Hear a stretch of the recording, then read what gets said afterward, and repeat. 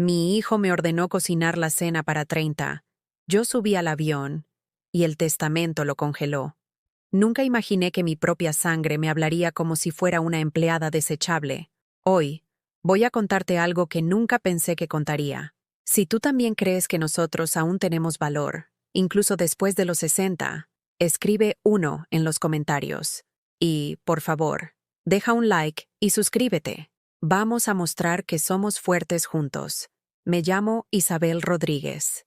Tengo 67 años y vivo en una casita de adobe en las afueras de Guadalajara, con vista a los cerros que se tiñen de oro cada atardecer.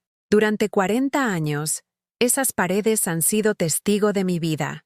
Las risas de mi hijo Iker cuando era pequeño, las noches sin dormir cuando tenía fiebre, las tardes bordando manteles para vender y poder comprarle sus útiles escolares.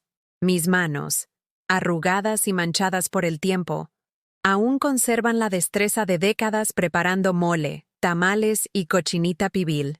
Estas manos criaron a Iker sola, después de que su padre nos abandonara cuando el niño apenas tenía 3 años.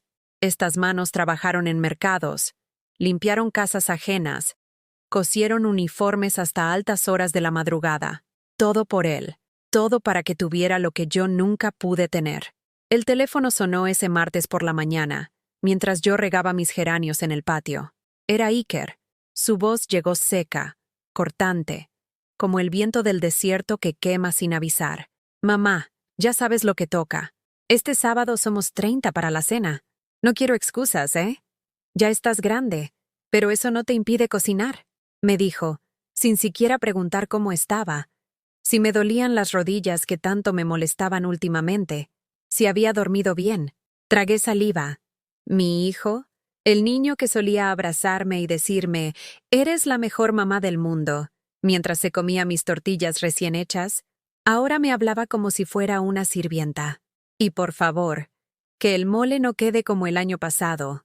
Te faltó chile. ¿O ya se te olvida cómo se hace?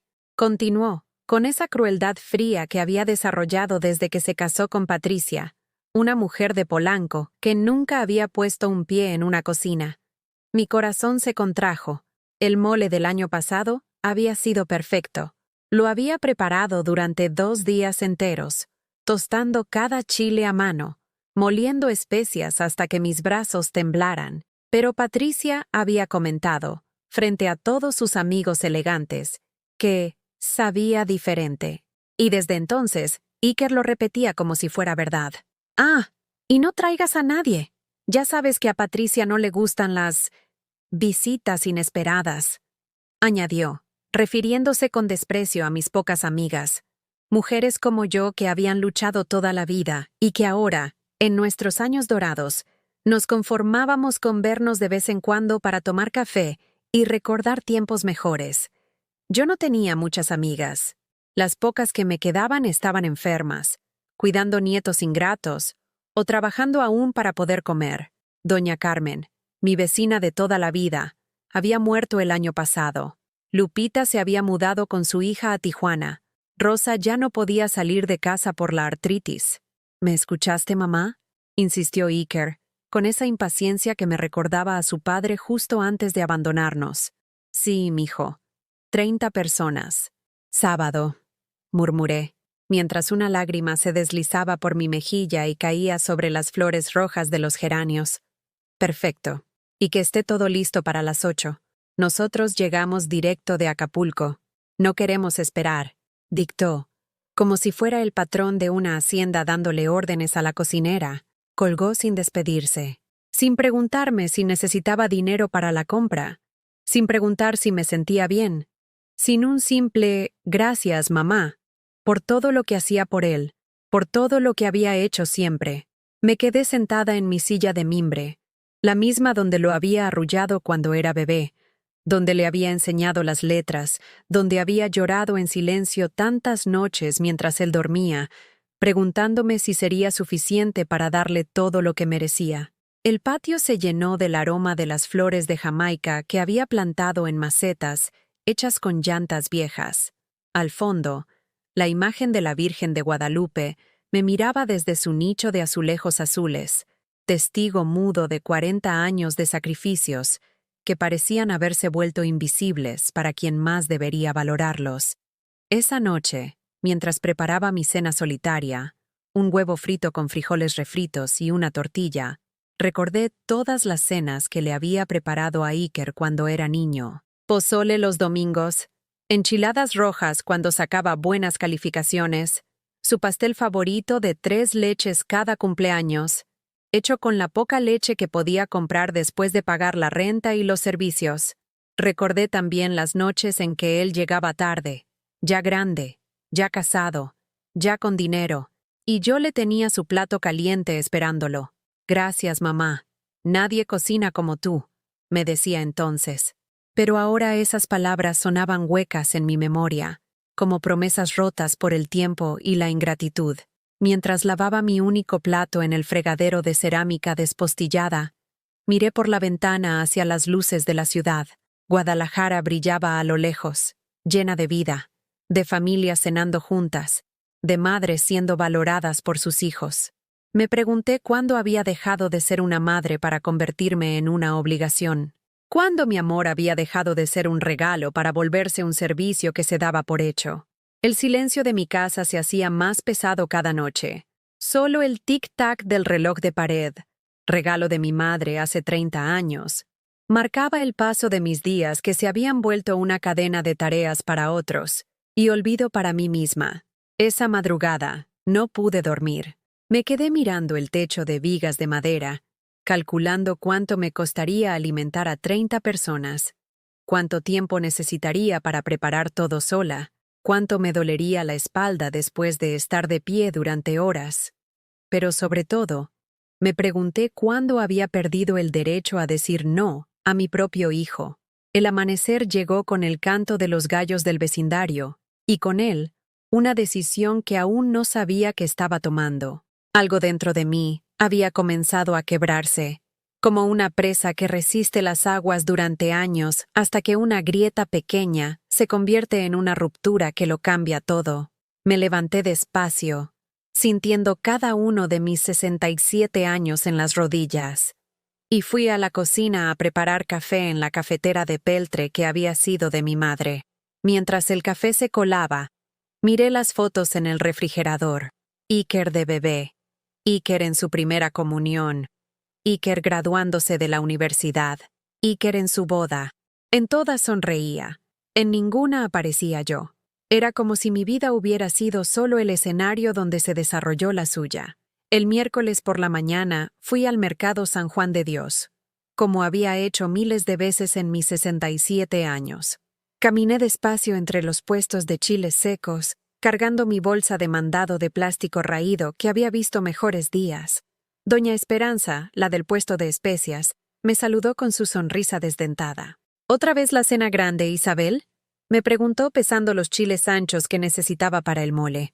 Sí, doña Espe, este año son 30, le respondí, sacando de mi monedero los billetes arrugados que había guardado durante semanas para este momento. Ay, muchacha, ese hijo tuyo debería ayudarte más. Ya no estás para esos trotes, murmuró, envolviendo las especias en papel periódico. Si supiera, pensé, si supiera que Iker ganaba más en un mes de lo que yo había visto en toda mi vida, y que aún así me tocaba pagar cada chile, cada tomate, cada gramo de chocolate, para el mole que él exigía perfecto. Caminé hacia el puesto de don Roberto, donde compraba la carne, 30 kilos de cerdo, pollo y res. Mi pensión apenas me alcanzaba para vivir el mes, pero siempre encontraba la manera. Dejaba de comprar mis medicinas para la presión, comía frijoles y tortillas durante semanas, me ponía el mismo vestido hasta que se deshilachaba, todo para que Iker no tuviera que gastar un peso en las cenas que él organizaba en mi casa. Mientras esperaba que don Roberto cortara la carne, mis ojos se perdieron en el movimiento del mercado. Madres jóvenes comprando verduras, mientras sus hijos pequeños jugaban entre los puestos. Me pregunté si algún día esos niños también les hablarían a sus madres como Iker me hablaba a mí. Recordé cuando él tenía 8 años y se enfermó de anginas.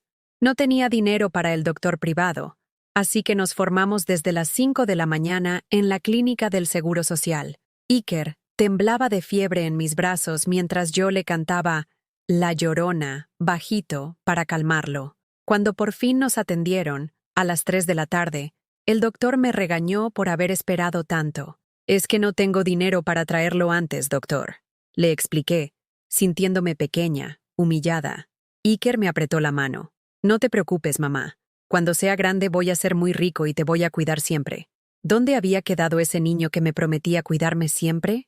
Llegué a casa con las bolsas pesadas, las rodillas adoloridas y el corazón más pesado aún. En la mesa de la cocina extendí todas las compras, calculando mentalmente cómo distribuir todo para que alcanzara. Había gastado 2,000 pesos, mi pensión completa del mes. Esa tarde llamé a Iker para confirmar el menú. ¿Mole, cochinita, tamales y pozole? Le pregunté tratando de sonar animada. ¿Sí? Y que no falten las aguas frescas. Patricia quiere de Jamaica y tamarindo. Ah, y los postres. Flan, 3 leches y arroz con leche. Me dijo distraído. Podía escuchar el ruido del tráfico. Estaba manejando. Iker, mijo, necesito que me deposites algo para la compra. Ya gasté toda mi pensión, le dije, sintiendo cómo se me encogía el estómago al pedirle dinero. Se hizo un silencio incómodo. Ay, mamá. ¿Otra vez? Te dije que administraras mejor tu dinero. Ya no puedo estar dándote para todo. Patricia dice que me tienes consentido, respondió con fastidio. Patricia dice. Todo era, Patricia dice. Como si ella fuera la que había cambiado los pañales de Iker, como si ella hubiera sido la que se quedó sin cenar para que él tuviera comida, como si ella hubiera vendido sus aretes de oro de la boda para pagarle la colegiatura del kinder. No es consentirte, Iker. Es tu cena. Son tus invitados, le dije, sintiendo cómo me temblaba la voz. Está bien, está bien. Te deposito 1,000 pesos, pero ya es la última vez que te ayudo con esto. Ya deberías tener ahorros a tu edad, gruñó antes de colgar. 1,000 pesos. Cuando él gastaba eso en una sola comida en los restaurantes de Polanco donde llevaba a Patricia. Me senté en mi silla de mimbre y saqué mi álbum de fotos de una caja de zapatos. Las páginas amarillentas contaban la historia que mi corazón no quería recordar pero no podía olvidar. Ahí estaba Iker a los 5 años, en su primer día de escuela. Yo le había hecho el uniforme a mano porque no tenía dinero para comprárselo. Había trabajado toda la noche para que estuviera listo.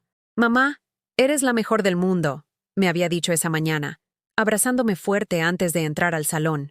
Ahí estaba a los 15, en su graduación de secundaria. Yo había pedido prestado para comprarle un traje. Él era el único de su clase que tenía mamá, pero no papá en la ceremonia. Cuando le dieron su diploma, me buscó entre la multitud y me guiñó el ojo. «Esto es por ti, mamá. Todo lo que logre va a ser por ti», me gritó desde el estrado. Y ahí estaba a los 25, el día que me presentó a Patricia en un restaurante caro del centro de Guadalajara. Yo había comprado un vestido nuevo en el tianguis. Me había peinado en la estética de la esquina. Había llegado nerviosa y emocionada de conocer a la mujer que hacía feliz a mi hijo. Patricia me saludó con la punta de los dedos, como si mi mano fuera a contagiarle algo.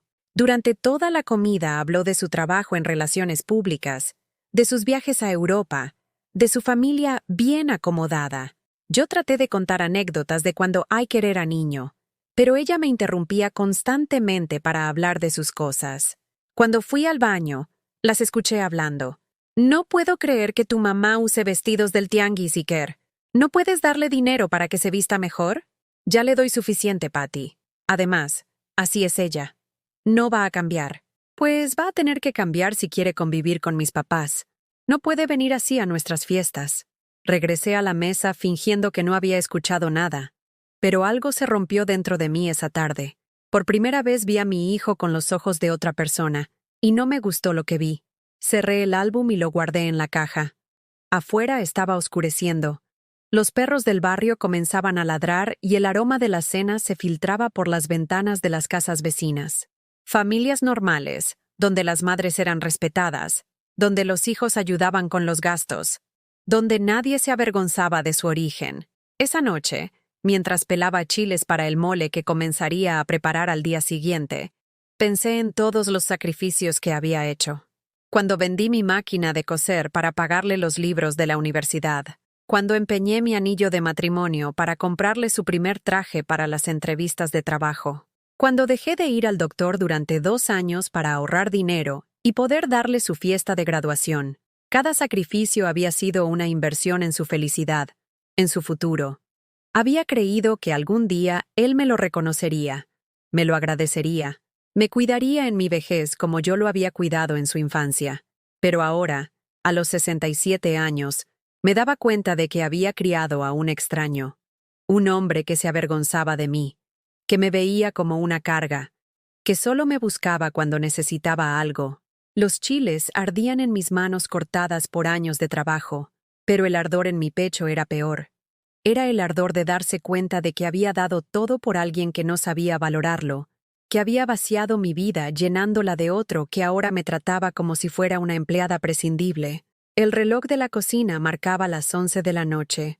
En 2 días tendría que estar lista para recibir a 30 personas que me ignorarían, que comerían mi comida sin agradecerla, que se irían sin despedirse, y yo estaría ahí, invisible como siempre, sirviendo hasta que me dolieran los pies, limpiando hasta que se fueran todos, quedándome sola con los trastes sucios y el corazón vacío. Por primera vez en mi vida, me pregunté qué pasaría si simplemente no estuviera ahí. Si un día Iker llegara a una casa vacía, sin comida preparada, sin mamá esperándolo con los brazos abiertos y el perdón en los labios. Pero descarté ese pensamiento rápidamente. Era su madre, y las madres no abandonan a sus hijos, aunque los hijos abandonen a sus madres de todas las formas posibles sin siquiera irse de casa. El viernes llegué al amanecer a la cocina. Mis rodillas protestaron cuando me arrodillé frente al comal para tostar los chiles. Uno por uno, los volteaba con unas pinzas viejas que había heredado de mi madre, sintiendo cómo el humo picante me hacía llorar. O tal vez no era solo el humo. A las 6 de la mañana ya tenía los chiles remojándose en agua caliente. El mole de 30 personas requería 4 kilos de chocolate de mesa, 3 de chiles mixtos, especias que había comprado con cuentagotas. Mis manos, manchadas permanentemente por años de cocinar, se movían con la precisión de quien había preparado esta receta miles de veces. Mientras molía las especias en el molcajete de piedra volcánica que mi abuela me había regalado cuando me casé, recordé la primera vez que le enseñé a Iker a hacer mole. Tenía 12 años y me había suplicado que le mostrara los secretos de mamá. Estuvimos toda la tarde en la cocina, él preguntando por qué esto, por qué aquello, anotando todo en un cuaderno escolar. Algún día voy a hacer mole para mis hijos y les voy a contar que mi mamá me enseñó, me había dicho, con chocolate en las comisuras de la boca. Ahora ese mismo niño me hablaba como si mis recetas fueran un servicio que podía exigir sin cortesía. Eran las 10 de la mañana cuando comencé con la cochinita pibil. 30 porciones significaban 8 kilos de cerdo marinándose en achiote y naranja agria. El aroma llenaba toda la casa. Ese olor que antes asociaba con celebraciones y ahora solo me recordaba trabajo sin reconocimiento. El teléfono sonó cuando estaba amasando la masa para los tamales. «Mamá, ¿ya tienes todo listo?» Era la voz de Iker, pero diferente, más tensa. «Todavía estoy preparando, mijo. Faltan muchas cosas». «¿Por qué?» «Es que Patricia dice que sus papás son muy exigentes con la comida. No quiere que quedemos mal», respondió. Y yo pude escuchar a Patricia hablando de fondo, dando instrucciones. «Iker, llevo cocinando desde las 5 de la mañana. Todo va a estar perfecto, como siempre», le dije, sintiendo cómo la irritación se me acumulaba en el pecho. «Eso espero, mamá, porque Patricia ya les presumió a todos que tú cocinas auténtico. No la vayas a hacer quedar mal. Auténtico. Como si yo fuera una atracción turística. Algo pintoresco para impresionar a los ricos de Polanco». Colgué y seguí amasando, pero ahora con más fuerza de la necesaria. La masa se quejaba entre mis dedos como yo no podía quejarme con nadie.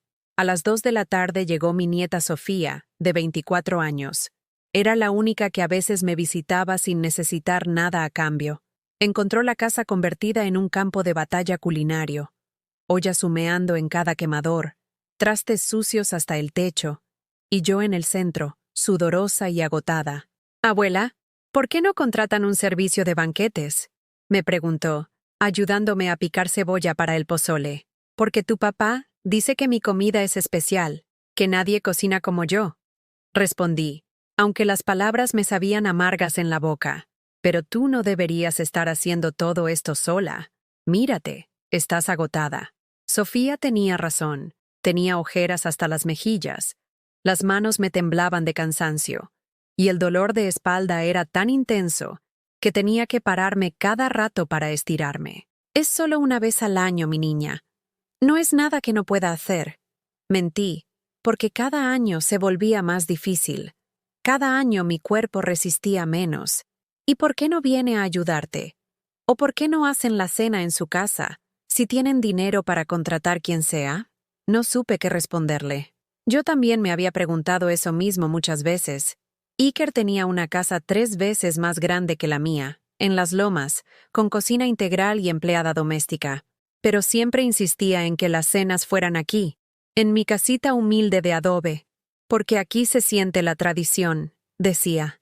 Lo que nunca decía era que aquí no pagaba nada, que aquí tenía servicio gratuito, que aquí podía presumir de madre sin tener que cuidarla el resto del año. Sofía se fue a las 6. Después de ayudarme con lo que pudo. Me abrazó fuerte antes de irse. Te quiero mucho, Abu. Descansa un poco antes de mañana. ¿Sí? Pero no podía descansar. Aún faltaba hacer las aguas frescas, terminar los postres, limpiar toda la casa para recibir a la gente elegante de Patricia, que me vería con desprecio por vivir en un barrio de clase media baja. Esa noche me quedé despierta hasta las 3 de la mañana, terminando el flan y el arroz con leche. Cuando por fin me acosté, tenía los pies tan hinchados que no me cabían las chanclas. El sábado llegó como un huracán. A las 5 de la mañana ya estaba calentando todo, acomodando las mesas que había tenido que pedir prestadas a los vecinos, poniendo los manteles que había lavado y planchado especialmente para la ocasión. A las 7 llegaron los meseros que Iker había contratado, 2 muchachos jóvenes que me miraron con sorpresa. ¿Usted preparó todo esto sola, señora?, me preguntó uno de ellos, viendo la cantidad de comida que había preparado. Sí, mijo. Es para mi hijo, respondí, sintiéndome extrañamente orgullosa y triste al mismo tiempo. Mi abuela también cocina así. Dice que es amor en comida, comentó el otro, y por un momento sentí una calidez en el pecho. A las 8 en punto comenzaron a llegar los invitados. Parejas vestidas con ropa cara, perfumes que costaban más que mi renta mensual, zapatos que brillaban como espejos. Llegaron en autos último modelo que llenaron mi callecita humilde, donde mis vecinos se asomaban por las cortinas para ver el espectáculo. Iker llegó con Patricia 10 minutos después. Ella traía un vestido que reconocí de las revistas de sociales que a veces hojeaba en el doctor.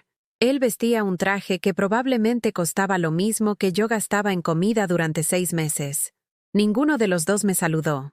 Patricia entró directo a revisar la mesa del buffet, como una inspectora buscando fallas. Iker, dile a tu mamá que le falta presentación a los platos. Esto parece cocina de pueblo, susurró Patricia, pero lo suficientemente fuerte para que yo escuchara. Mi hijo ni siquiera la contradijo. Solo asintió y vino hacia mí.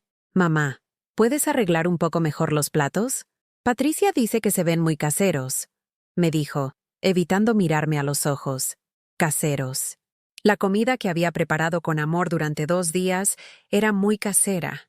La comida por la que me había desvelado, por la que había gastado toda mi pensión, por la que tenía las manos cortadas y la espalda destrozada. Durante toda la cena me mantuve en la cocina, como una empleada invisible. Solo salía para reponer platillos vacíos o para llevar más aguas frescas. Los invitados comían con gusto. Algunos hasta repetían, pero nadie preguntó quién había cocinado. Nadie me dirigió una palabra de agradecimiento. A las 10 de la noche, cuando ya todos habían terminado de cenar, Patricia se acercó a la cocina donde yo lavaba los trastes. Señora Isabel, la comida estuvo rica, pero la próxima vez trate de hacer todo menos grasoso. Mis invitados están acostumbrados a comida más ligera, me dijo con esa sonrisa falsa que ya conocía bien. La comida tradicional mexicana lleva manteca, Patricia. Es parte de la receta original, le respondí, tratando de mantener la calma. Bueno, pero los tiempos cambian, ¿no? Una debería adaptarse, replicó, y se fue a la sala dejándome con sus palabras clavadas como espinas. A las 12 de la noche se fueron todos. Iker y Patricia se despidieron desde la puerta, sin entrar a la cocina a agradecerme, sin preguntarme si necesitaba ayuda para limpiar, sin siquiera un abrazo de buenas noches. Mamá, todo estuvo muy bien. Patricia está contenta, me gritó Iker desde el carro. Como si la felicidad de Patricia fuera lo único que importara. Me quedé sola en mi casa convertida en campo de batalla. Trastes sucios hasta el techo, pisos pegajosos, manteles manchados, 3 horas de limpieza por delante, con las manos agrietadas y los pies sangrando dentro de las chanclas. Mientras tallaba las ollas con fibra de acero, las lágrimas se me mezclaron con el agua jabonosa. No lloraba por el cansancio o por el dolor físico. Lloraba porque había comprendido algo terrible. Había dejado de ser una madre para convertirme en una sirvienta de lujo que trabajaba gratis. Y lo peor de todo era que yo había permitido que eso pasara. El domingo desperté con las manos tan hinchadas que no podía cerrarlas en puños. Había terminado de limpiar a las 3 de la mañana, y mi cuerpo se sentía como si me hubiera atropellado un tráiler. Pero había algo más, algo que me carcomía por dentro desde la noche anterior. Me levanté despacio y fui a la cocina a prepararme un té de manzanilla. Mientras esperaba que hirviera el agua, miré por la ventana hacia el patio donde algunos platos desechables volaban con el viento, restos de la fiesta de anoche que ni siquiera habían tenido la cortesía de recoger completamente. El teléfono sonó a las 10 de la mañana. Era Sofía. «Abu, ¿cómo amaneciste? Ayer te veías muy cansada». Su voz sonaba preocupada. «Bien, mi niña. Solo un poco adolorida, pero nada que no se quite». Mentí, porque no quería preocuparla. «Oye, Abu, tengo que contarte algo. Ayer cuando salí de tu casa, me quedé en el coche de una amiga esperándola. Estaba estacionada frente a la casa de enfrente. Se hizo una pausa extraña. Mi corazón comenzó a latir más rápido sin saber por qué. Escuché a mi papá hablando por teléfono con Patricia. Estaban en la banqueta, esperando su Uber. «¿Qué decían, mi niña?», pregunté, aunque algo dentro de mí no quería saber la respuesta. Patricia le decía que ya era hora de que buscaras un asilo, que ya no podías vivir sola. Y papá le contestó que estaba esperando que te murieras para vender la casa. Sentí como si el piso se abriera bajo mis pies. El té se me derramó en la mesa mientras mi mano temblaba incontrolablemente. «¿Estás segura de lo que escuchaste, Sofía?» «Sí, Abu. Patricia decía que con lo que valía tu terreno, podían comprar un departamento más grande en Santa Fe». Y papá se reía, Abu. Se reía y decía que total, para lo que te quedaba de vida, un asilo estaba bien. Colgué el teléfono y me quedé sentada en la cocina, viendo cómo el té se extendía por la mesa como una mancha café que no tenía fuerzas para limpiar. 45 años viviendo en esta casa. La había comprado con el dinero de la liquidación cuando cerraron la fábrica textil donde trabajé durante 20 años. Había pagado cada tabique, cada teja, cada azulejo con el sudor de mi trabajo. Y mi hijo ya tenía planes para venderla antes de que yo muriera. Me levanté como zombi y fui a mi recámara. Saqué de debajo del colchón la cajita de lata donde guardaba mis documentos importantes. Ahí estaba la escritura de la casa, con mi nombre completo, Isabel Rodríguez, viuda de Morales. Solo mi nombre. Iker no tenía ningún derecho legal sobre la propiedad, pero igual ya la había vendido en su mente. Esa tarde, cuando el dolor en el pecho se había vuelto insoportable, decidí hacer algo que nunca había hecho: revisar el celular de Iker. Había dejado cargándose en la mesa de la sala la noche anterior y se le había olvidado llevárselo. Mis manos temblaron mientras desbloqueaba la pantalla. Conocía su contraseña porque era la fecha de nacimiento de Patricia. Nunca la mía, por supuesto. Los mensajes más recientes eran de un chat grupal con Patricia y los suegros. El corazón se me hizo un nudo cuando comencé a leer. Patricia: «Ya hablé con mi papá sobre el terreno de tu mamá. Dice que vale mínimo 8 millones. Iker: ¿En serio? Pensé que menos. Suegro: en esa zona están construyendo puras casas de lujo. Es una mina de oro. Patricia. Solo hay que esperar. Tu mamá ya está muy grande. ¿Cuánto le puede quedar? Iker. Ojalá no mucho. Ya me tiene cansado con sus dramas de viejita. Patricia. Mientras tanto, sigue pidiendo que cocine.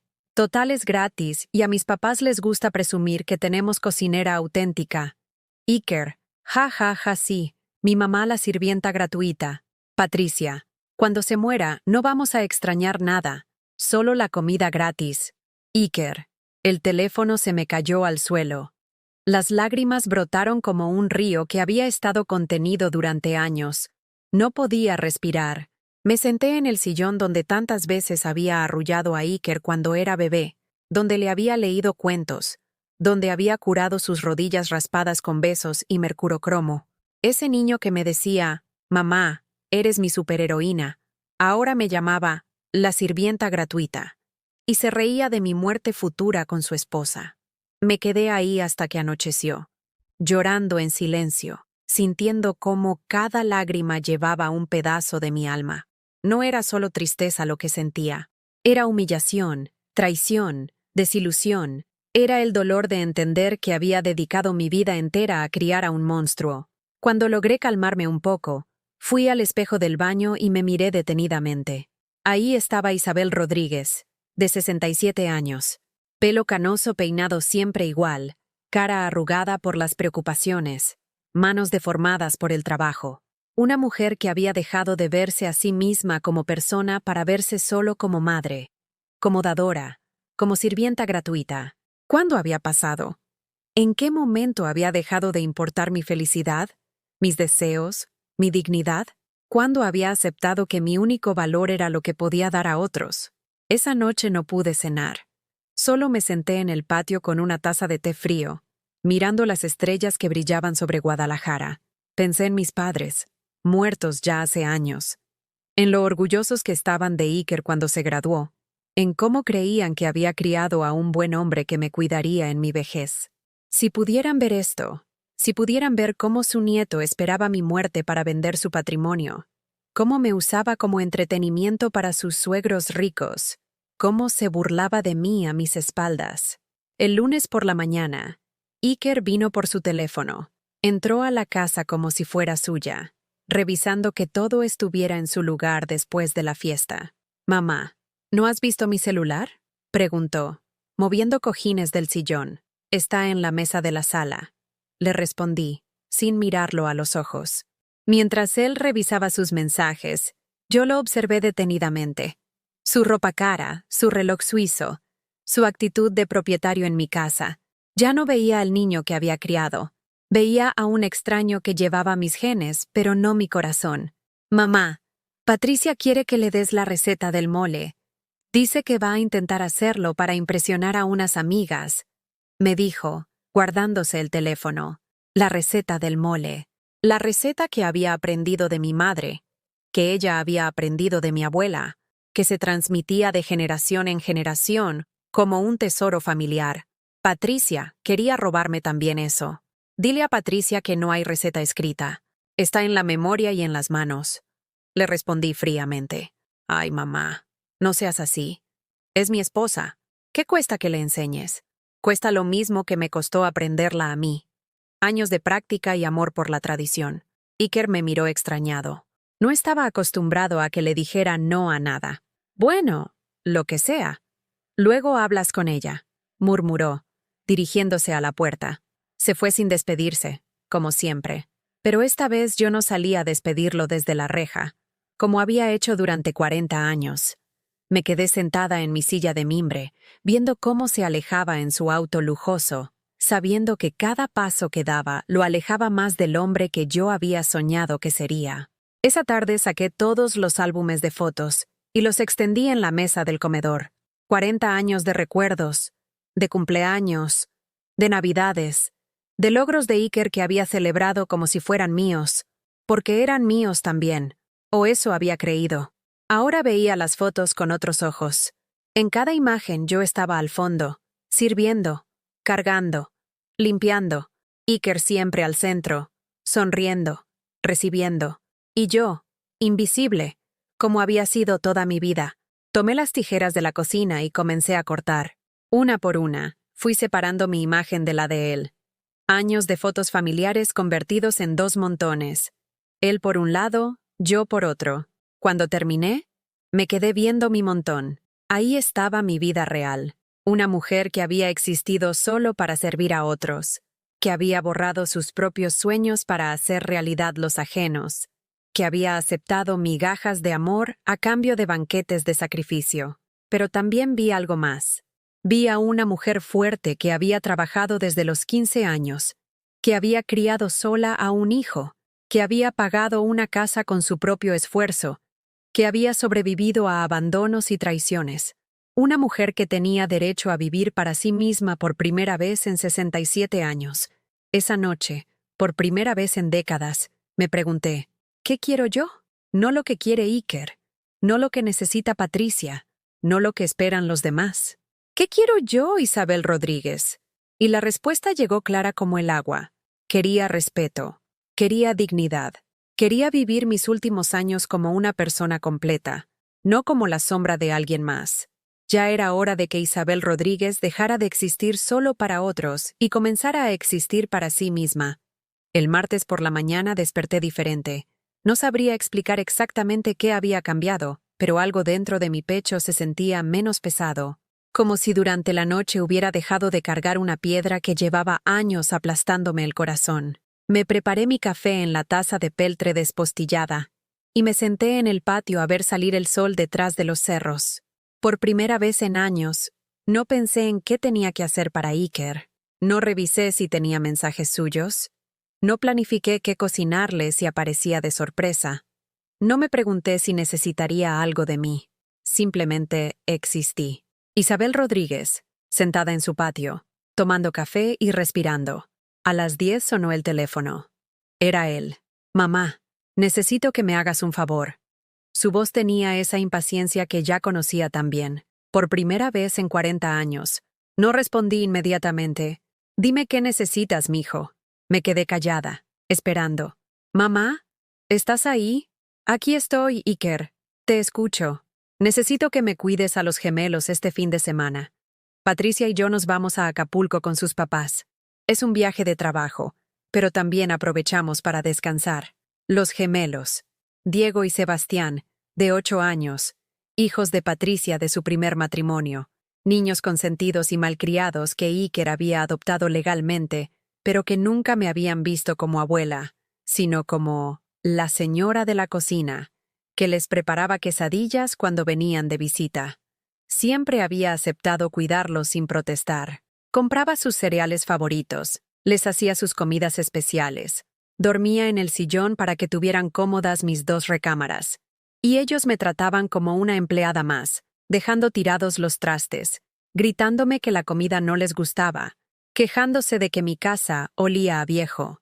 No puedo, Iker, dije, sin más explicación. Se hizo un silencio largo al otro lado de la línea. ¿Cómo que no puedes? ¿Qué tienes que hacer? No tengo que hacer nada. Simplemente no quiero. Mamá, no entiendo. Siempre los has cuidado. ¿Qué te pasa? Lo que me pasa es que ya no voy a hacer cosas solo porque siempre las he hecho. Busca una niñera. ¿Una niñera? ¿Sabes cuánto cobran las niñeras? Además, los niños ya están acostumbrados contigo, pues tendrán que acostumbrarse a alguien más. O mejor aún, cancela tu viaje y cuídalos tú. Iker se quedó mudo. Podía imaginarlo en su oficina lujosa, con su traje caro, tratando de procesar que su madre le había dicho no por primera vez en la vida. «Mamá, ¿estás enferma? ¿Te sientes bien? No te reconozco». «Estoy perfectamente, Iker. Por primera vez en años, estoy perfectamente». Colgué antes de que pudiera responder. Y por primera vez en décadas, apagué el teléfono. Me quedé sentada en la cocina, mirando el aparato silencioso sobre la mesa. Durante 40 años, ese teléfono había sido mi cordón umbilical con Iker, mi línea de vida hacia la única relación que creía importante en mi mundo. Ahora se veía como lo que realmente era, un objeto que solo servía para que otros me pidieran cosas. Esa tarde hice algo que no había hecho en años. Salí a caminar por mi barrio sin prisa, sin rumbo fijo, sin lista de compras ni mandados urgentes. solo caminé. Pasé frente a la casa de doña Remedios, mi vecina de toda la vida. Estaba regando sus plantas en la banqueta y me saludó con una sonrisa. Isabel, qué milagro verte por aquí a esta hora. ¿No estás ocupada cocinando para alguien? Sus palabras me pegaron como cachetada. Hasta mis vecinos me conocían solo como la mujer que cocinaba para otros. Hoy no cocino para nadie, doña Reme. Hoy camino para mí. Órale, qué bueno. Ven, siéntate un rato. Te veo muy diferente. Me senté en su silla de plástico bajo la sombra del árbol de mango que había visto crecer durante 30 años. Doña Remedios me sirvió agua fresca de limón en un vaso de vidrio que brillaba limpio al sol. ¿Sabes qué, Isabel? Yo siempre te he admirado por todo lo que haces por tu hijo, pero también siempre he pensado que te olvidas mucho de ti misma. ¿Cómo así, doña Reme? Pues mira, cuando era joven, también me dediqué completamente a mis hijos. Creí que era mi obligación desaparecer para que ellos brillaran, pero cuando crecieron y se fueron, me quedé vacía. No sabía quién era yo sin ellos. Sus palabras se me clavaron en el pecho como alfileres. ¿Y qué hizo usted? Tuve que aprender a conocerme de nuevo. A los 60 años, ¿te imaginas?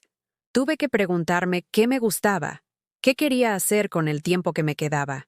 Y descubrí que era más que solo mamá de alguien. Nos quedamos calladas un rato, tomando agua fresca y viendo pasar la vida del barrio. Niños jugando fútbol en la calle, señoras colgando ropa en los patios, el camión del gas anunciándose con su silbato familiar. ¿Sabes qué me gusta hacer ahora? Continuó doña Remedios. Pinto.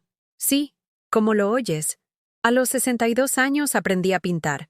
Mis hijos se burlaron al principio, decían que para qué perdía el tiempo. Pero yo no pinto para ellos, pinto para mí. ¿Y se siente bien? Se siente como volver a vivir, Isabel. Como recordar que una existe, que una tiene derecho a disfrutar cosas solo porque le gustan, no porque sirvan para algo o para alguien. Cuando regresé a casa esa tarde, me senté frente al espejo del tocador que había sido de mi madre. Hacía años que no me miraba realmente. Solo pasaba por ahí deprisa, arreglándome el pelo, poniéndome crema en las manos, siempre con la mente en las tareas pendientes. Ahora me miré despacio, detenidamente. Vi las arrugas que habían aparecido sin que me diera cuenta, las canas que había dejado de teñir por ahorrar dinero para los gastos de Iker, los ojos cansados de alguien que había pasado décadas viendo hacia todos lados, menos hacia adentro. Pero también vi algo más. Vi inteligencia en esa mirada, vi fuerza en esa mandíbula, vi dignidad en esa postura, vi a una mujer que había sobrevivido a muchísimo, que había construido una vida con sus propias manos, que tenía derecho a vivir para sí misma. Esa noche, por primera vez en años, cené algo que me gustaba a mí, no sobras de lo que había cocinado para otros, no algo rápido para no perder tiempo. Me preparé unas enchiladas verdes, de las que me gustaban picositas, con crema y queso fresco. Me senté en el comedor con mi mejor plato, el de la vajilla que guardaba para las visitas especiales, y cené como si fuera mi propia invitada especial. Mientras comía, recordé todas las veces que me había conformado con comer de pie en la cocina, con los restos de comida de otros, siempre apurada, siempre pensando en qué más tenía que hacer. ¿Cuántos años había pasado sin sentarme tranquila a disfrutar mi propia comida? Después de cenar, hice algo que no había hecho en décadas. Me preparé un baño con agua caliente y sal de grano. Me sumergí en la tina hasta el cuello. Cerré los ojos y por primera vez en años, no pensé en nada más que en el placer del agua tibia, relajando mis músculos adoloridos. Cuando salí del baño, me puse mi camisón más cómodo y me senté en la sala con una taza de té de tila. Encendí el televisor y busqué algo que me gustara a mí. No las noticias que ponía Iker cuando venía o las caricaturas que les gustaban a los gemelos cuando me tocaba cuidarlos. Encontré una película antigua, de esas de Pedro Infante que me encantaban de joven.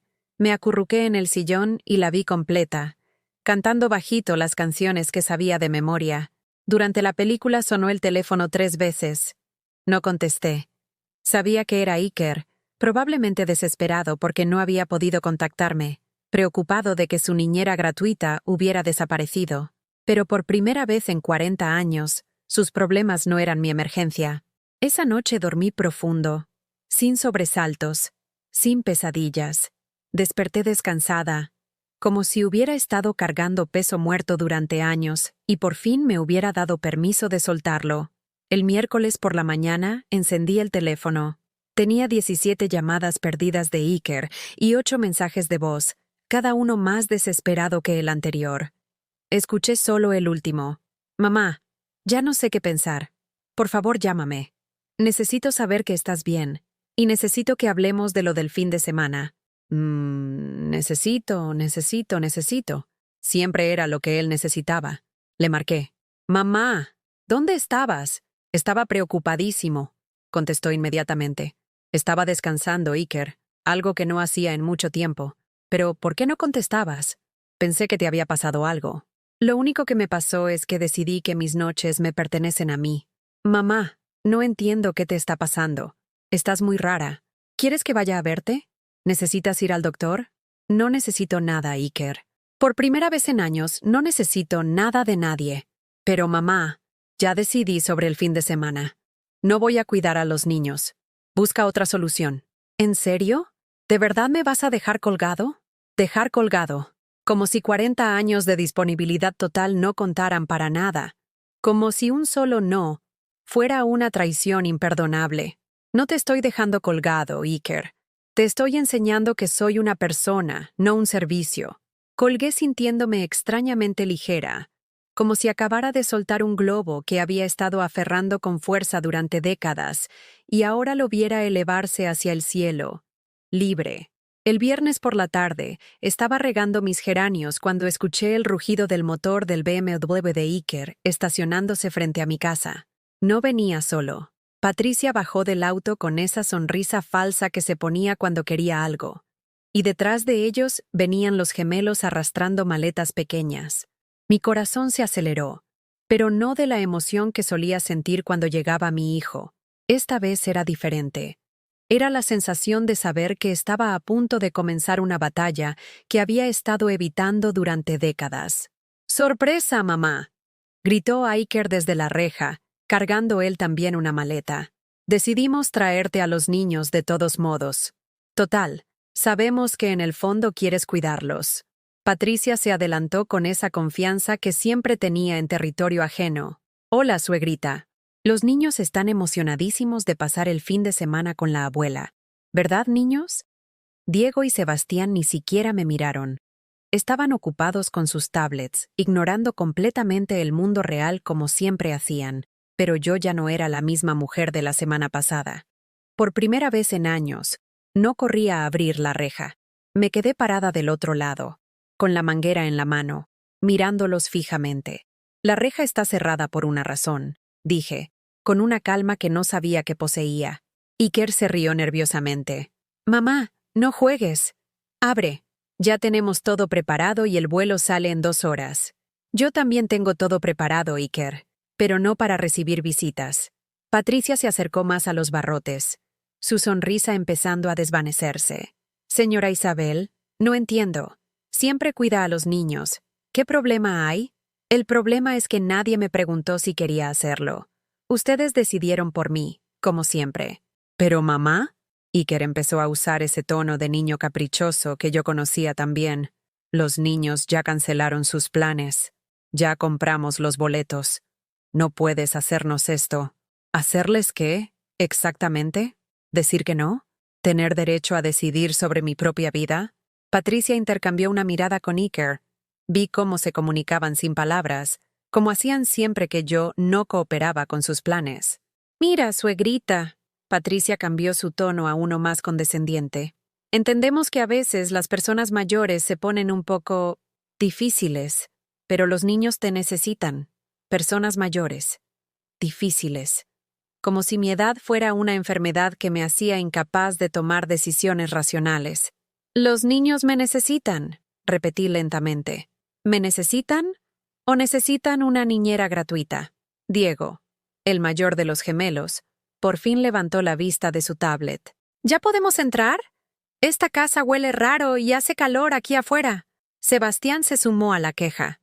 Sí, y tengo hambre. Abuela, ¿ya hiciste quesadillas? Ni un saludo, ni un ¿cómo estás, abuela? Ni una muestra de cariño genuino. Solo demandas inmediatas, como si fuera una máquina expendedora de atención. No hay quesadillas, dije simplemente. Y no van a entrar. Iker perdió la paciencia. Ya basta de este teatro, mamá. Abre la puerta inmediatamente. Nos tenemos que ir. El teatro lo han estado haciendo ustedes durante años, Iker. Fingiendo que me respetan, fingiendo que me necesitan, fingiendo que soy familia y no empleada. Patricia suspiró dramáticamente. Iker, ya te dije que tu mamá necesitaba terapia psicológica. Esta edad es complicada. Mi edad es perfecta para decir verdades, respondí mirándola directamente. Verdades que he estado callando demasiado tiempo. ¿Qué verdades, mamá?, preguntó Iker con esa mezcla de impaciencia y condescendencia que había perfeccionado. Respiré profundo. Era el momento. La verdad de que sé exactamente lo que piensan de mí. Sé que me llaman la sirvienta gratuita. Sé que esperan mi muerte para vender mi casa. Sé que solo me buscan cuando necesitan algo. El silencio que siguió fue tan denso que podía cortarse con cuchillo. Vi cómo Patricia palideció y cómo Iker abría y cerraba la boca sin poder hablar. «Mamá, yo nunca...» «¿Quién te dijo eso?», tartamudeó Iker. «Tu teléfono me lo dijo. Tus mensajes con Patricia y tus suegros. Todo muy claro, muy específico.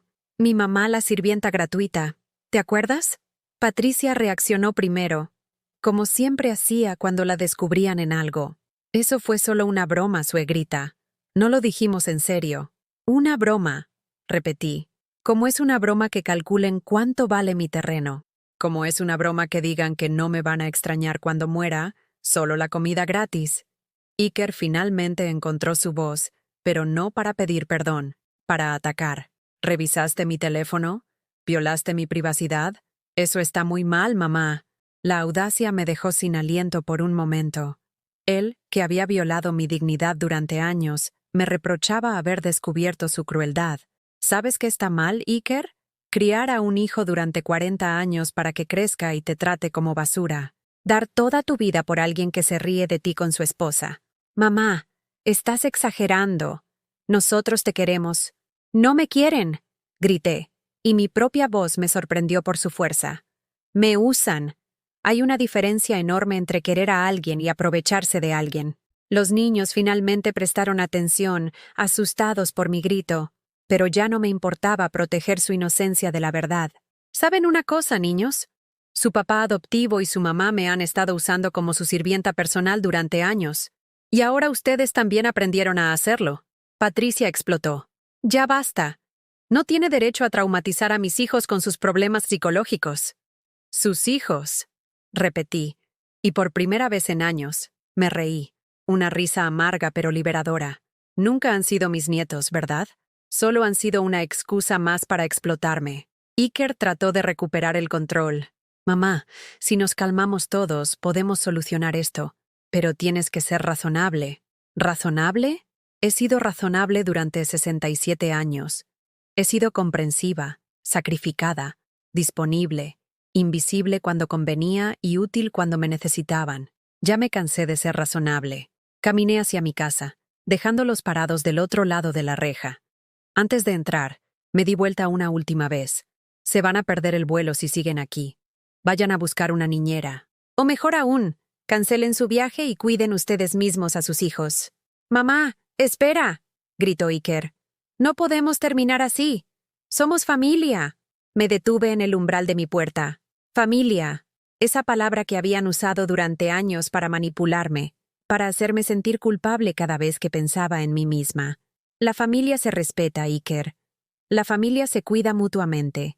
La familia no se ríe de la muerte de sus miembros para heredar propiedades. Mamá, por favor, te prometo que podemos arreglar esto. ¿Sabes cuántas promesas tuyas he escuchado en mi vida? ¿Sabes cuántas veces me dijiste que cuando fueras grande me ibas a cuidar? No me hagas más promesas, Iker. Ya no las creo.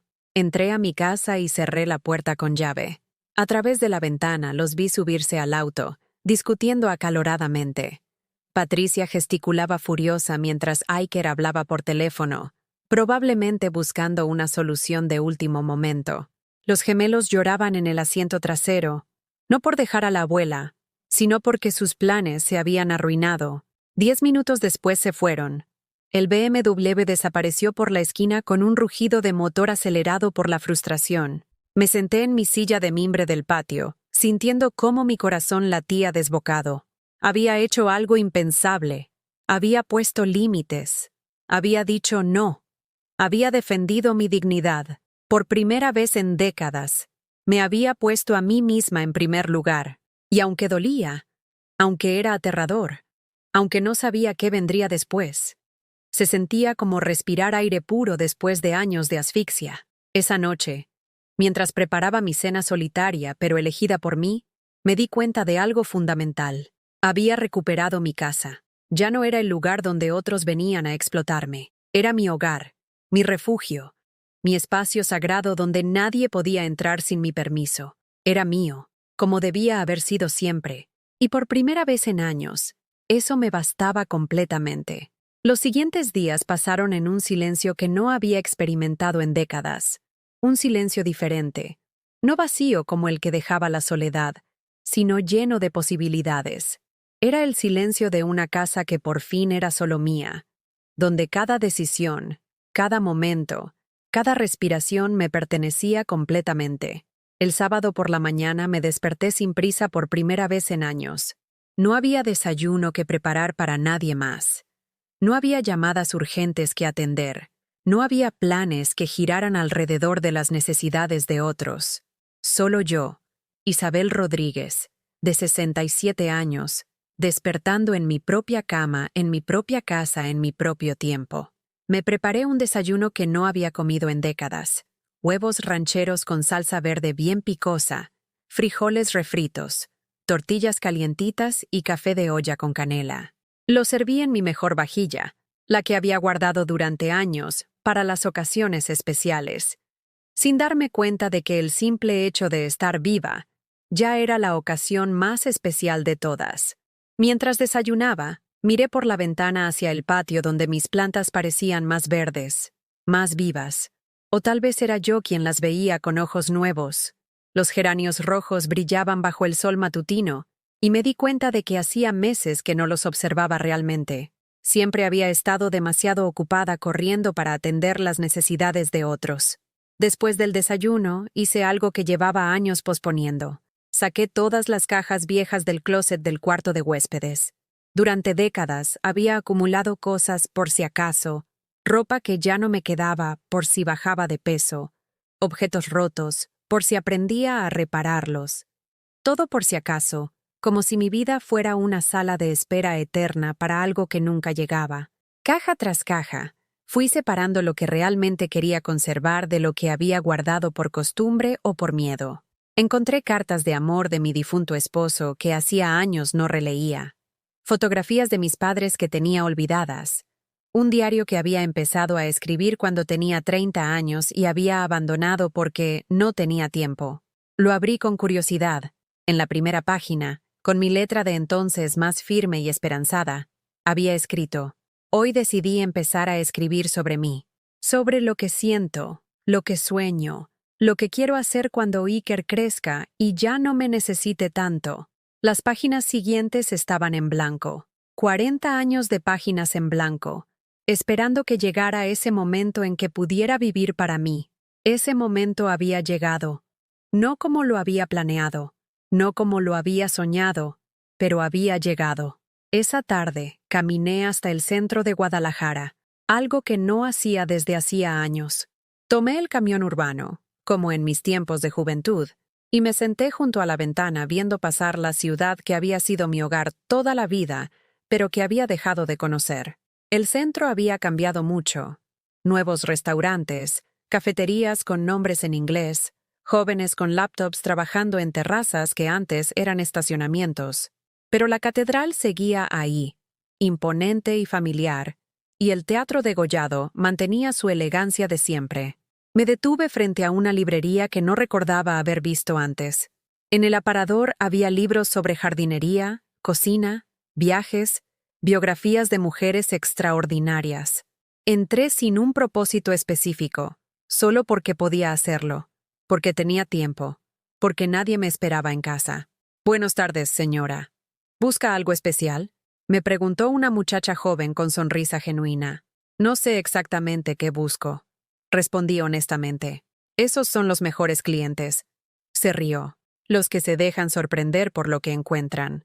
Caminé entre los estantes, tocando los lomos de los libros, leyendo títulos que despertaban curiosidades que no sabía que tenía. Mujeres que corren con los lobos. El arte de no ser perfecta. Nunca es tarde para ser quien quieres ser. Ese último título me detuvo. Lo tomé en mis manos y leí la contraportada. Una guía para redescubrirse después de los 60, cuando la vida deja de ser lo que otros esperan de ti y puede convertirse en lo que tú quieres que sea. Compré el libro junto con un cuaderno nuevo, uno con tapas de colores brillantes muy diferente al diario abandonado de mi juventud. Este era para la Isabel de ahora, la que tenía 67 años y acababa de nacer. Esa noche, sentada en mi patio bajo las estrellas, escribí mi primera entrada en décadas. Hoy comenzó mi verdadera vida. No sé cómo será, no sé a dónde me llevará, pero sé que por primera vez en décadas, me pertenece completamente a mí. El domingo por la mañana sonó el teléfono. Era Sofía, mi nieta. Abu, ¿cómo estás? Mi papá dice que tuvieron una pelea horrible el viernes. No fue una pelea, mi niña. Fue una conversación con verdades que se necesitaba desde hace años. ¿Puedo ir a verte? Quiero escuchar tu versión. Una hora después, Sofía estaba sentada en mi cocina tomando café y comiendo las galletas de avena que había aprendido a hacer viendo videos en internet. Por primera vez, no le ofrecí quedarse a comer. No corrí a prepararle su plato favorito. No me desvivió por atenderla. Simplemente conversé con ella como dos adultas que se respetan. Abu, tengo que confesarte algo, me dijo después de escuchar mi versión de los eventos. Hace tiempo que me da pena cómo te tratan mi papá y Patricia, pero nunca supe cómo decírtelo sin lastimarte. ¿Y ahora? Ahora veo que ya no necesitas que nadie te proteja. Te proteges sola. Sofía se quedó callada un momento, jugueteando con su taza. ¿Sabes qué, Abu? Yo también estoy cansada de vivir para las expectativas de otros. Mi papá quiere que estudie administración como él, pero a mí me gusta el arte. Mi mamá quiere que me case y tenga hijos pronto, pero yo quiero viajar, conocer el mundo. ¿Y qué quieres tú realmente, mi niña? Quiero ser fotógrafa. Quiero documentar historias de mujeres fuertes como tú, mujeres que se atrevieron a cambiar su vida cuando parecía demasiado tarde. Nos miramos, y por primera vez entendí que no era solo la abuela de Sofía. Era su inspiración, su ejemplo de que nunca es tarde para ser valiente. Pues hazlo, le dije simplemente. La vida es muy corta para vivirla cumpliendo sueños ajenos. Esa semana comencé a hacer cambios que llevaba años posponiendo. Pinté mi recámara de un color que me gustaba a mí. Amarillo girasol, brillante y alegre. Cambié los muebles de lugar. No porque fuera más funcional, sino porque me daba placer verlos diferentes. Compré plantas nuevas para el patio y las coloqué formando un pequeño jardín que era solo mío. También hice algo que nunca pensé que haría. Me inscribí en clases de pintura en el Centro Cultural del barrio. La primera vez que entré al salón, lleno de mujeres de mi edad con pinceles en las manos y sonrisas en los rostros, supe que había encontrado algo que había estado buscando sin saberlo. Una comunidad de mujeres que, como yo, habían decidido que aún tenían mucho por vivir. Nunca he pintado nada en mi vida, le confesé a la maestra, una mujer de unos 50 años con las manos manchadas de colores. Perfecto, me respondió. No tienes vicios que corregir, solo tienes que dejar que tus manos digan lo que tu corazón quiere expresar. Mi primera pintura fue un desastre técnico, pero una revelación emocional. Pinté mi patio, pero no como era, sino como lo sentía, lleno de luz dorada, con flores que parecían bailar y un cielo tan azul que dolía de hermoso. Era mi mundo visto con mis propios ojos, sin filtros, sin consideraciones hacia lo que otros pensaran. Cuando la terminé y me alejé para verla completa, me eché a llorar, no de tristeza, sino de alegría pura. Había creado algo que no servía para nadie más que para mí, algo que existía solo porque yo había decidido que existiera. Una noche, mientras cenaba en mi patio iluminado por las luces navideñas que había puesto porque me gustaban, no porque fuera temporada navideña, recibí un mensaje de texto de Iker. Mamá, necesitamos hablar. Patricia dice que deberías ir a terapia. Yo creo que tienes razón en algunas cosas, pero exageraste. Somos familia. Tenemos que arreglar esto. Lo leí 2 veces, esperando sentir la culpa familiar, la necesidad urgente de correr a arreglar las cosas, de pedir perdón por haber herido sus sentimientos al defender los míos. Pero no sentí nada de eso. En cambio, sentí una calma profunda y una claridad que no había experimentado nunca. Escribí mi respuesta despacio, pensando cada palabra. Iker, somos familia cuando hay respeto mutuo, cariño genuino y consideración por los sentimientos de todos. Si algún día quieres tener una relación real conmigo, basada en esos valores, estaré aquí. Mientras tanto, voy a seguir viviendo la vida que me merezco. Con amor. Tu madre. Envié el mensaje y apagué el teléfono. Mañana sería otro día en mi nueva vida. Un día que me pertenecería completamente. Un día más en el que Isabel Rodríguez existiría no para servir a otros, sino para celebrar el milagro cotidiano de estar viva y ser libre. 6 meses después, me despierto cada mañana sabiendo exactamente quién soy. Isabel Rodríguez, de 67 años, pintora aficionada, jardinera por placer, mujer libre por elección propia. Mi casa huele a café recién hecho y a las flores de jazmín que planté en macetas nuevas. Ya no huele a sacrificio ni a lágrimas guardadas. Esta mañana, como todas, me levanto sin prisa, preparo mi desayuno favorito y me siento en el patio donde mis plantas han crecido exuberantes, como si hubieran estado esperando que yo tuviera tiempo para amarlas de verdad. El jardín se ha convertido en mi obra maestra personal. Geranios rojos que brillan como joyas. Bugambilias moradas que trepan por la pared. Hierbas de olor que uso para cocinar solo para mí. En la mesa del patio tengo mis acuarelas, mis pinceles y el cuaderno donde escribo cada día. No sobre otros, no para otros, sino sobre mí, sobre lo que descubro, lo que siento, lo que aprendo en esta nueva vida que comenzó cuando decidí que merecía existir. Hoy es martes de clase de pintura. Carmen, Esperanza, Rosa, Lupita y yo nos hemos vuelto inseparables.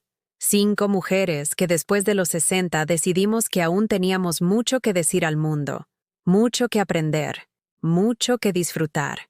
Nos llamamos las Renacidas y nos reímos de lo dramático que suena, pero es exactamente lo que somos. Isabel, cada día te ves más joven, me dice Carmen mientras mezclamos colores para nuestro proyecto de hoy. Pintar autorretratos, no como nos ven otros, sino como nos vemos nosotras. Es que por fin estoy viviendo mi edad real, le respondo. Durante años viví la edad que otros necesitaban que tuviera. Muy madura para disfrutar, muy joven para descansar, muy responsable para ser libre. Mientras pinto mi rostro en el lienzo, veo claramente a la mujer que soy ahora. Arrugas que cuentan historias de superación, no de sufrimiento. Ojos que brillan con planes futuros, no con lágrimas del pasado. Sonrisa que es mía, auténtica. No la sonrisa diplomática que usaba para mantener la paz mientras me destruían por dentro. El teléfono suena a media mañana. Es Sofía. «Abu, ¿puedo pasar en la tarde? Tengo noticias increíbles». «Por supuesto, mi niña. Pero avísame si vienes con hambre, porque hoy no pienso cocinar nada elaborado», le digo. Y nos reímos ambas porque sabe que es broma. Ahora cocino cuando quiero, lo que quiero, para quien quiero. Por la tarde, Sofía llega radiante, cargando un portafolio de fotografías. «Abu, me aceptaron. La Galería de Arte del Centro va a exponer mi serie de fotografías sobre mujeres que se reinventaron después de los 60. Me enseña las fotos una por una. Ahí estamos Carmen, Esperanza, Rosa, Lupita y yo. Cada una en su elemento. Carmen con sus macetas de orquídeas que ahora vende en el mercado. Esperanza con los vestidos que diseña para señoras de nuestra edad. Rosa con sus nietos que por fin la respetan porque ella se respeta primero. Lupita con los libros que escribe sobre su vida. Y ahí estoy yo, en mi patio, con mis pinceles en la mano y una sonrisa que reconozco como genuina. El título de mi fotografía es Isabel. Nunca es tarde para ser quien siempre fuiste. La exposición se inaugura el próximo viernes. ¿Vendrás? ¿Bromeas? No me lo perdería por nada del mundo. Esa noche, mientras preparo mi cena sencilla pero deliciosa, reflexiono sobre estos 6 meses. Han sido los más difíciles y los más liberadores de mi vida. Difíciles porque romper patrones de décadas duele como romper huesos que soldaron mal y necesitan volver a acomodarse. Liberadores porque cada día descubro algo nuevo sobre quién soy cuando nadie más define mi identidad. Iker llamó 3 veces en estos meses. La primera para pedirme perdón a medias, mezclando disculpas con justificaciones. La segunda para pedirme que cuidara a los gemelos porque Patricia estaba enferma y tú eres la única en quien confiamos. La tercera para invitarme a su cumpleaños, como antes, mamá, cuando éramos felices. A las 3 llamadas respondí con la misma serenidad. Cuando estés listo para una relación de respeto mutuo, estaré aquí. Mientras tanto, voy a seguir viviendo mi vida. La última vez colgó gritando que yo había cambiado, que ya no era la madre que él conocía. Tenía razón, ya no era la madre que se sacrificaba hasta desaparecer. Era Isabel, que casualmente también era madre, pero madre de una manera nueva, sana, con límites. Anoche soñé con mis padres. En el sueño, mi madre me abrazaba y me decía, «Mija, por fin aprendiste lo que yo nunca pude enseñarte, que ser buena madre no significa ser madre muerta en vida». Desperté llorando, pero de alegría. Entendí que honro más su memoria viviendo plena que sacrificándome vacía. El viernes de la inauguración me visto con un vestido nuevo, color turquesa, que compré porque me gusta cómo me veo con él. Me arreglo el pelo en la estética donde doña Margarita me hace un peinado elegante que me hace sentir hermosa. Me pongo los aretes de perlas que nunca usaba porque, ¿para qué? Si no voy a ningún lado especial. Ahora entiendo que cada día que vivo libre es un lugar especial. La galería está llena de gente joven y mayor, todos admirando las fotografías de mujeres valientes que se atrevieron a comenzar de nuevo. Cuando llego frente a mi foto, hay una pequeña multitud leyendo la descripción que Sofía escribió. Isabel Rodríguez, 67 años. Después de 4 décadas de vivir para otros, decidió vivir para sí misma. Su transformación comenzó cuando entendió que el amor propio no es egoísmo, sino supervivencia. Una mujer joven se acerca a mí. Disculpe, ¿usted es Isabel? La de la fotografía. Sí, soy yo. Tengo 35 años y estoy pasando por algo similar con mi familia. Ver su historia me da esperanza de que nunca es tarde para cambiar. Nunca es tarde, mi niña. Pero tampoco es temprano. Si sientes que es el momento, es el momento. Al final de la noche, Sofía y yo caminamos por el centro histórico de Guadalajara, iluminado por las luces doradas que hacen que la ciudad parezca un sueño. Abu, ¿alguna vez te arrepientes? ¿De qué, mi niña? De haber esperado tanto tiempo para vivir tu vida. Me detengo frente a la fuente de la Plaza de Armas, donde las parejas de todas las edades pasean de la mano, donde los niños corren entre las palomas, donde la vida sucede en todas sus formas posibles. No me arrepiento, Sofía. Cada experiencia, incluso las dolorosas, me trajeron hasta aquí, hasta este momento, donde sé exactamente quién soy y qué valgo. Si hubiera aprendido esto antes, tal vez no lo valoraría tanto. Llegamos a casa cerca de medianoche. Sofía se queda a dormir, no porque yo necesite compañía, sino porque elegimos disfrutar tiempo juntas. En la mañana desayunaremos despacio, hablaremos de sus proyectos y los míos. Existiremos sin prisa. Antes de acostarme, escribo en mi diario: hoy celebré mi renacimiento público, pero cada día, desde hace 6 meses, he estado celebrando mi renacimiento privado. He aprendido que la libertad no es hacer lo que quieres sin consecuencias. La libertad es aceptar las consecuencias de hacer lo que necesitas para ser quien realmente eres. Me tomó 67 años aprender que merezco amor, respeto y dignidad, que puedo darme a otros desde la abundancia, no desde la carencia, que ser madre no significa desaparecer como persona. Si alguien que lea esto se reconoce en mi historia, quiero decirle: nunca es tarde para comenzar a vivir tu propia vida. Nunca es tarde para poner límites. Nunca es tarde para ser libre. Tu vida te pertenece. Reclámala. Cierro el diario y miro por la ventana hacia mi patio iluminado por la luna. Mis plantas duermen tranquilas. Mis pinturas descansan en su rincón. Mi casa respira en paz. Mañana será otro día en mi nueva vida.